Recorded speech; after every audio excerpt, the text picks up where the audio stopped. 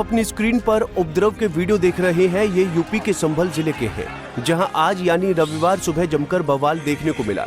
Police और इकट्ठा हुई भीड़ के बीच भिड़ंत देखकर ही आप अंदाजा लगा सकते हैं कि घटना स्थल पर कितना उबाल रहा होगा। इतना विवाद क्यों हुआ, किस लिए हुआ? आखिर जामा मस्जिद का ये विवाद क्या है जिसकी वजह से संभल की सड़कों पर इतना तनाव देखने को मिला है?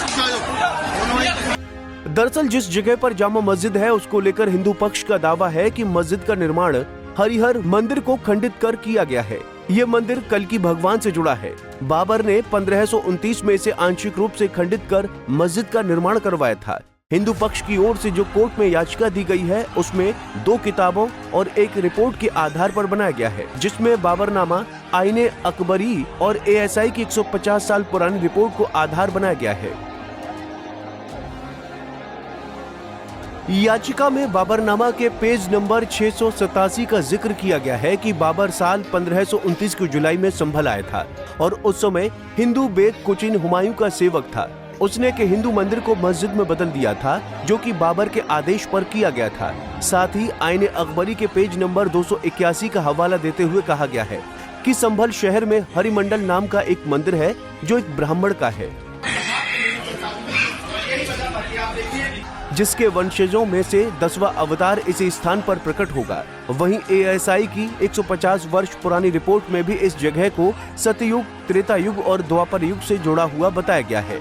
वहीं मुस्लिम पक्ष ने हिंदू पक्ष का जवाब देते हुए कहा कि जो मस्जिद बनवाई गई है वहां कोई मंदिर नहीं बल्कि खाली जमीन थी। इस मामले को लेकर संभल के इतिहास पर तारीखे संभल किताब लिखने वाले मौलाना मोइद ने भी अपनी राय रखी है।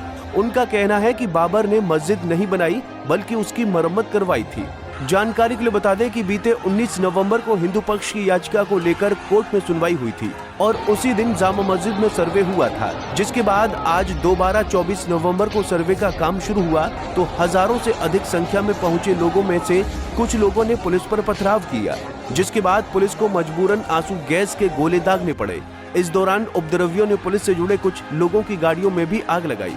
इस मामले में संभल के SP ने जानकारी देते हुए बताया कि फिलहाल स्थिति नियंत्रण में है, सर्वे का कार्य पूरा कर लिया गया है। उन्होंने कहा हंगामा करने वालों पर NSA की कार्रवाई की जाएगी। आज माननीय न्यायालय के आदेशानुसार एक जामा मस्जिद है उसके सर्वे का आदेश हुआ था। तय समय के अनुसार सभी सर्वे करने के लिए जो लोग कोर्ट कमिश्नर हैं, DM साहब हैं, मेरे स्वयं द्वारा और बाकी अन्य फोर्स हैं वो समय पे मौजूद थी।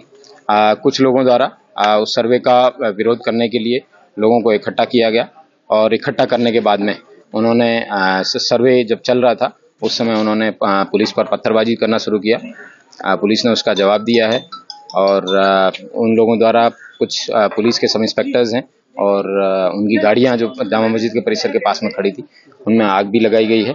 उसकी वजह से कुछ प्रॉपर्टी है उसको हानि भी हुई है, लेकिन वर्तमान में जो कानून व्यवस्था है वो कंट्रोल में है। सभी जगह शांति व्यवस्था व्याप्त है, ड्यूटियां लगाई जा रही हैं फिर से। और ये बताना भी उल्लेखनीय है कि सर्वे जो था कोर्ट के द्वारा मैंडेटेड था वो सकुशल संपन्न हो गया है। Thank you. ये पुलिस की सरकारी गाड़ियां नहीं है, पुलिस के सब इंस्पेक्टर्स की प्राइवेट व्हीकल है जिनकी कार्स हैं। लेकिन ये बताना जरूरी है कि उससे 10 से 15 मीटर दूरी पे इन लोगों की अपनी जो प्रॉपर्टी, अपनी जो गाड़ियां हैं उनको इन्होंने आग नहीं लगाया, लेकिन जिन गाड़ियों पे पुलिस लिखा था उन गाड़ियों पे आग लगाया। ये दर्शाता है कि इन लोगों द्वारा टारगेटेड तरीके से कोई एक हुड़दंगी भीड़ ना होके एक टारगेटेड तरीके से पुलिस और प्रशासन को है वो चैलेंज करने का काम किया। इन लोगों के खिलाफ NSA की कार्रवाई है वो अमल में लाई जाएगी। ड्रोन से वीडियोग्राफी कराई गई है और मोबाइल से भी वीडियोग्राफी इन सब लोगों की हुई है। CCTV कैमराज से भी कई सारी टीमें लगा के इन सब लोगों को आइडेंटिफाई किया जाएगा और इन सब लोगों के खिलाफ है कठोर से कठोर कार्रवाई अमल में लाई जाएगी। कोई इंजरी, कोई और कोई अपनी पथराव में कई पुलिसकर्मी घायल हुए हैं। उन सब लोगों का मेडिकल है वो करवाया जाएगा। 1-2 को अस्पताल भी भेजा गया है। अभी स्टॉक टेकिंग है वो लिया जाएगा, उसके बाद में आप सभी को अवगत कराया जाएगा। Thank you. उपद्रवी जो जिस समय पुलिस द्वारा उनको चेज किया गया था उन लोगों को हिरासत में लिया गया है और उन लोगों के पास से कई आपत्तिजनक इस तरीके की चीजें भी मिली हैं जिससे पुलिसकर्मी और हताहत हो सकते थे। और जो आगे की जो भी सूचना होगी मैं आपको समय पर अवगत कराऊंगा।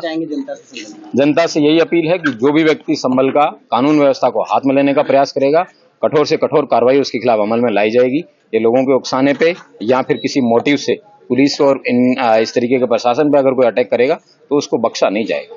Thank you. हमसे जुड़े रहने के लिए हमारे YouTube चैनल को सब्सक्राइब करें और नई वीडियो की नोटिफिकेशन के लिए बेल आइकॉन को दबाएं।